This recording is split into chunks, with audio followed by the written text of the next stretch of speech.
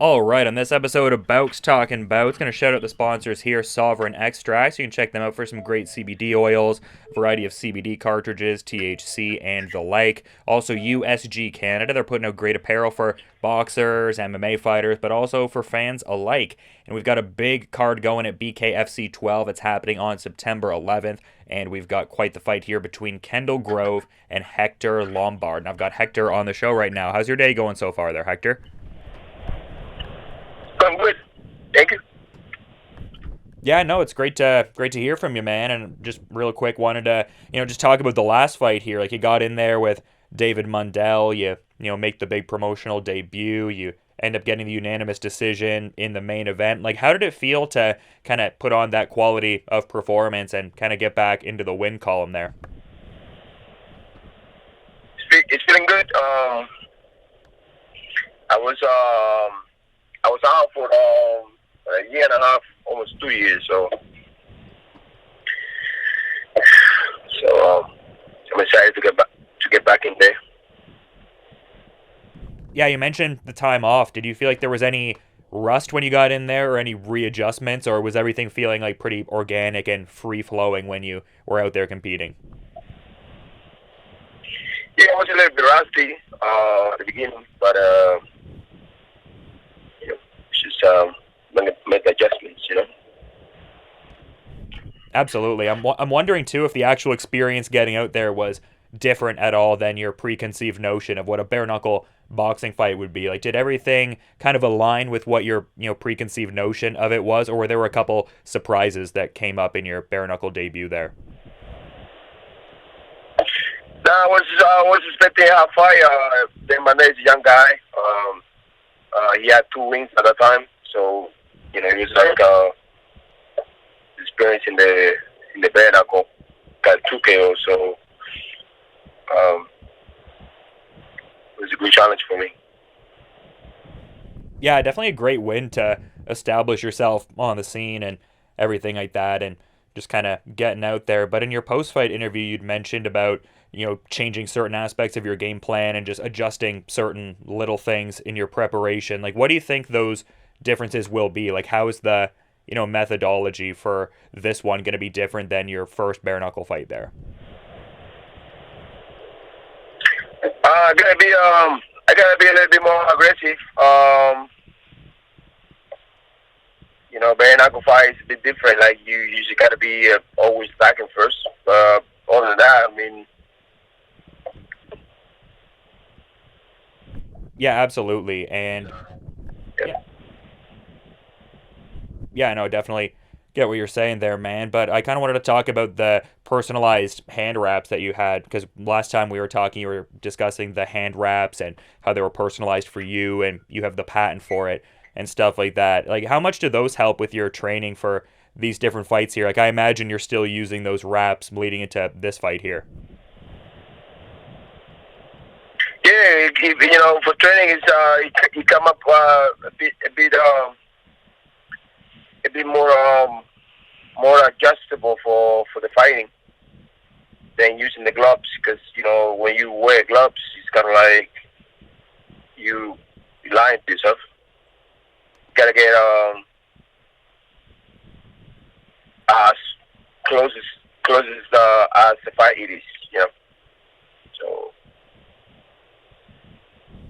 Yeah, for sure. And I saw a post you had a little bit ago where it was on your Instagram and it said, "Who wants to spar bare knuckle? Let's go." And it kind of got me thinking a little bit. Like, I'm wondering how one prepares for a bare knuckle fight, in the sense of, like, 'cause with the fists, when you're out there in bare knuckle competition, a lot of the fighters have talked about you need to kind of be selective with the shots, because you could even potentially break your hand hitting a certain part of the skull there. And in training, one wants to spar so they're ready to get out there and compete, but like, you don't want to injure your hands in training. So like, how do you go about preparing yourself optimally for something like this? Is there some level of like bare knuckle sparring whereby the effort is reduced? Are you guys sparring with the big gloves and kind of preparing for like the bare knuckle end of things later on in the competitive sense? Like, how do you navigate that? Like, how much is done in training actually bare knuckle versus like utilizing the gloves to kind of protect one's hands for the competition?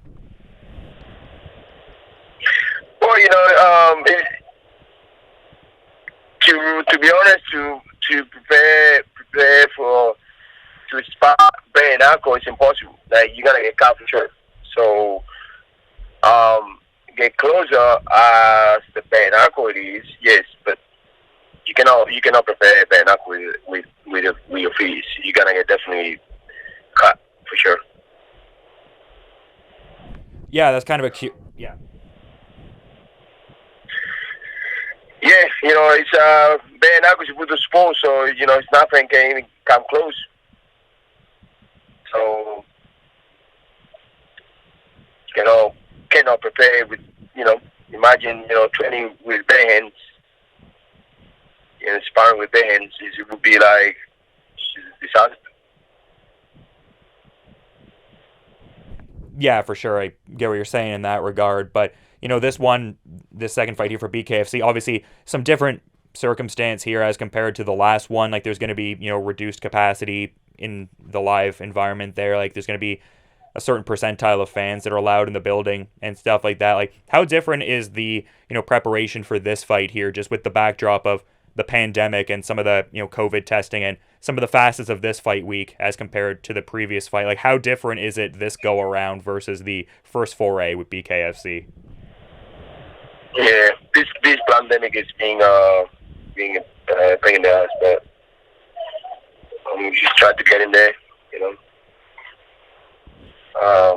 and just be positive instead. But like I said, it's a pandemic. Yeah, absolutely. You can only do so much in that situation. But around June, I was seeing something. I didn't say pandemic. I said pandemic. Oh, okay. Sorry. Yeah, I don't want to put words in your mouth there. I guess I just misheard you there. But something I wanted to talk about a bit was something I saw going around on social media a little bit, where someone had come into your gym, like a bit of a stranger who was maybe calling you out there a little bit. Like what happened there? What happened there with that? Was there a situation where a trash talker kind of came in the gym and was looking to fight there, and you had to straighten them out? We get that all the time. But we kind of like we address the situation right away. As I say, we street fighters too, but we know how to fight. So we're not gonna be allowed to. We're not gonna allow any bully to try to bully us in social media. And all these clowns that talk a lot of shit online, they pussies. So we just knock them all out, and we can move forward. Yeah, it's pretty wild how many people are out there that, feel like they can talk trash on social media and then they actually get in a situation like that. And yeah, it's just a crazy world we live in. Like, it's wild that people can talk trash about someone like yourself who's been fighting at the level you've been for so many years. But, I mean, strange world we live in, to say the least. Yeah. Yeah, truly an odd time, to be sure. But something else I noticed on your social media, it seems like you have a bit of a sponsorship kind of situation with Grizzly Blades. Like, when did that come about, and can you kind of talk about that, because that seems pretty cool? Yeah, I'm getting a lot of people reaching out to me lately about they want me to endorse their product. So I'm pretty happy about that. Yeah, no, great to see the traction picking up and the attention and stuff like that. And there's going to be a lot of interest in this fight too. And I want to talk about, your opponent, Kendall Grove, here, because they've fought on some BKFC events early on. The second and third events there, they posted a 1-1 record, and then concurrently competing in MMA still. Like, what are your thoughts on, Kendall Grove overall in terms of the skill set that he brings to the table? He's a great fighter, but like I say, I always wanted to fight big names. I don't want to fight like a guy who I don't even know who the fuck he is. So as long as it's a big name and it's been fighting around for a long time, yeah, I'm down for it. Like I just really hate when some stupid fuck and then for anybody call me up. Yeah, for sure. And this seems like one of those matchups that would fit that bill. I mean, yourself and Kendall Grove have been fighting in MMA for quite a while, and you're known names within that sport. So it kind of seemed like inevitable you guys would fight eventually. It's just interesting to see that it's in a bare knuckle boxing match as opposed to an MMA fight. Exactly. Yeah, it's great to see for sure, man. And great getting to have you on the show and everything like that, but I want to be mindful of your time and schedule and everything. Is there anything you'd like to sort of add as a parting thought as we're wrapping up here? No, I just want to thanks to my sponsors, exclusive, DGM, the Coach Shed Academy, Orlando Quay, I'm a trainer. Awesome, and the people behind me.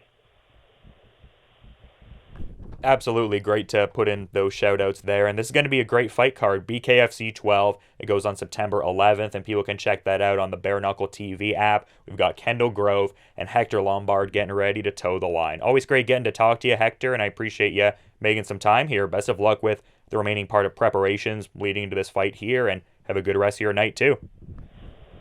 Thank you. I appreciate it. You too. Bye.